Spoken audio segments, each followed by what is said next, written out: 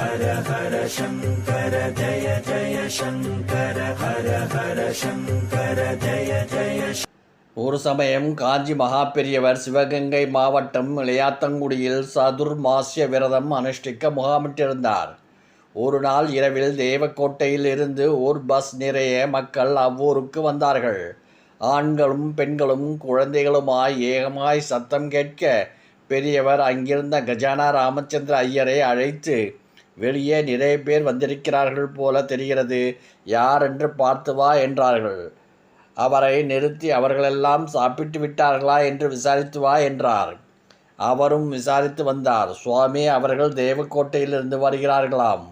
அவர்கள் வந்த பஸ் வழியில் ரிப்பேராகிவிட்டதால் தாமதமாக வந்திருக்கிறார்கள். யாரும் சாப்பிடவில்லையாம் என்றார். ராமச்சந்திரா, வெளியே பூஜைக்கட்டில் மேலூர் மாமா படுத்திருப்பார். அவர் பக்கத்தில் கட்டுப்பெட்டி சாவி இருக்கும். நீ சந்தடி செய்யாமல் அதை எடுத்து போய் பெட்டி திறந்து அதிலுள்ள பழங்கள் எல்லாவற்றையும் எடுத்து போய் அவர்களிடம் கொடு.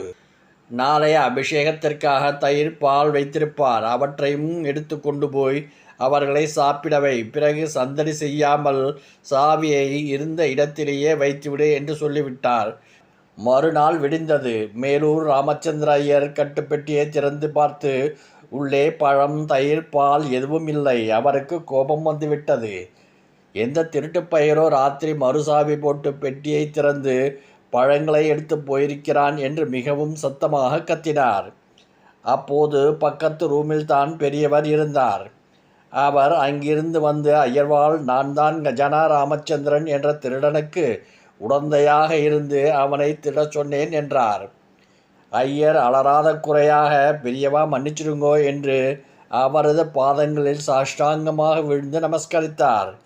பூஜைக்கான பொருள் என்றாலும் அவசரம் கருதி அது மக்களின் பசி தீர்க்க உதவுமானால் அதற்கே முதலிடம் என்று கொள்கையுடைய மகா சுவாமிகள் கருணாமூர்த்தியாக நம் கண்முன் இன்று காட்சி தருகிறார். ஹர ஹர சங்கர ஜய ஜய சங்கர ஹர ஹர சங்கர ஜய